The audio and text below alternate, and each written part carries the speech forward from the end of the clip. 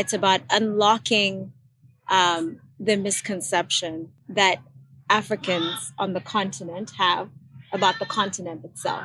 How do we keep our heritage and culture intact and use it as a niche to promote the industry without becoming the Chinas and the Indias of this world? Like, I want to bridge that gap where you have craftsmanship with the middle entry price point to luxury. A lot of people tell me, why are you so different, in your design? Welcome to Silverbacks Valley. I'm your host, and my name is Ibrahim Sanya. We have an amazing guest today. But before that, a gentle reminder, press that subscribe button, join the community, meet founders and funders, changing sports, tech, and entertainment from Africa to the rest of the world. And never miss a thing. Enjoy. Starting with you, Lulu, if you can tell us, why do you think fashion is important for the continent? Now, Africa is blessed with an abundance of creativity. However, we have not until now looked at fashion as a component of creativity that can be used for economic development. Because generically speaking, we look at agriculture, we look at medicine, we look at engineering, we look at, manufacturing, in its grand scale, without thinking that fashion could be a contributor actually to the growth of our continent. And therefore, one of the things that we are championing is creating structures within the creative industries, creative and cultural industries, and for me, particularly in fashion, to enable the youth to get into this ecosystem and understand what that value chain is.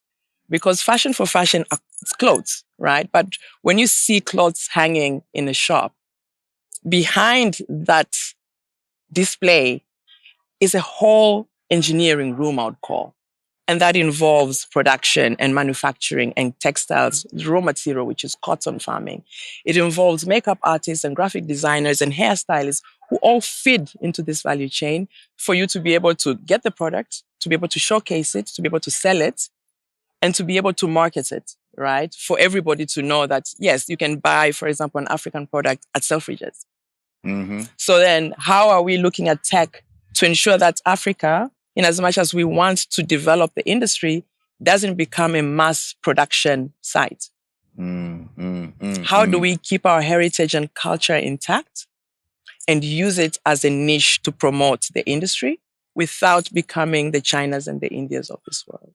And so I started playing with the idea. It would be nice to have a shoe brand because at that time, 13 years ago, the shoe industry was very close and was very small. You either have all the major fashion houses that basically just wanted to branch out into a new product category and they just say, we make clothing, we need shoes. Or you have the mass market. And I felt like there was a huge gap between the luxury and then the mass market. And I was like, thinking with my business senses, I was like, I want to bridge that gap where you have craftsmanship with the middle entry price point to luxury together. And then with the point of view of someone that seen fashion for 20 years, someone that, basically we introduce the fashion to the world every time the new collection come out. So, and I wanted to put something together and then but with my own personal way of seeing, fashion, footwear. And so I started playing with the idea. And so that's how I was like, I'm going to start a brand.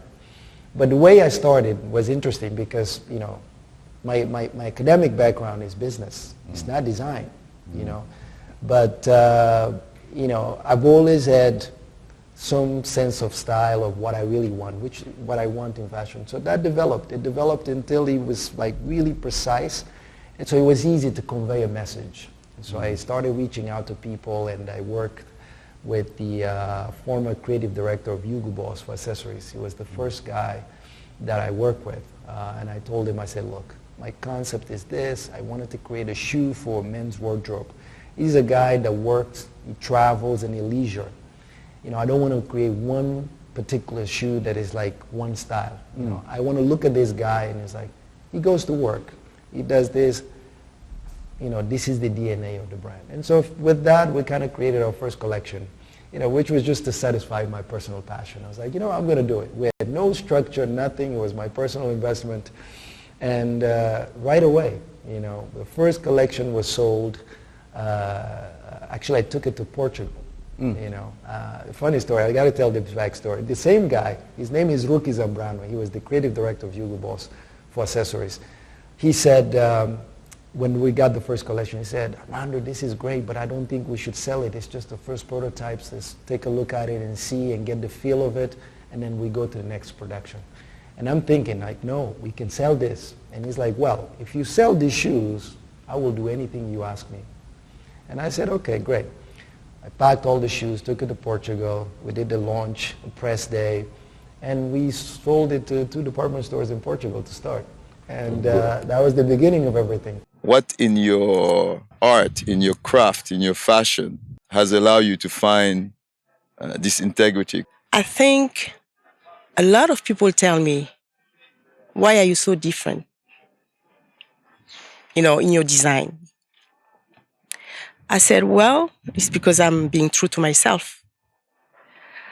I am not trying to be somebody else. Integrity needs a big connection into your deep self. You need to be true to yourself. You have to be true to yourself. You cannot try to be somebody else. And being able to express my emotions, my true emotions into my design have helped me to release, it has helped me to release, it has helped me to connect, it has helped me to accept who I was, no matter what, because integrity means also being able to stand up despite people not agreeing with you and have the courage to do it, having the courage to say no. And I think it's a combination of all of that. And when I travel around the world, that's what people tell me. When I do fashion show around the world, that's what people tell me. When I talk to a lot of women and people ask me, why are you so different? Why are you so unique? Saraya is just not a brand. It's much deeper than that. It goes to your own identity, accepting yourself, being authentic. And that's a conversation each time when I go out. It's a conversation that I have with women before, because I do private sales and stuff. And I must have this conversation with them. So I think that's what helped the brand being, very authentic and different. What do you think to you is one of the biggest misconceptions about Africa? I think for me personally, where I sit, it's about unlocking the misconception that Africans on the continent have about the continent itself. I think for me, that's a big starting point. And for example, if we're talking about tourism, and, I say to someone, yes, I'm going to Senegal or I'm going to Ghana for holiday, then the response is, well, what's there? What's there to see, right? So I feel like for me, my purpose is to change that narrative so that it's actually normal to vacation and travel and get to know the continent, right? Because with that, with knowing and demystifying a lot of these misconceptions then translates into the economics and into the consumption. I can't consume Saraya if I don't really value it and if I don't know what the value is, right? So it's really demystifying all of that and working towards this getting to know the continent, getting to know the Africa amongst the continent's inhabitants.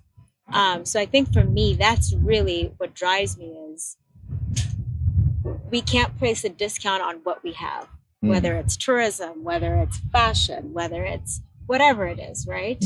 Whether it's art, whether it's music. So I think the biggest misconception lies on the continent itself about our respective countries.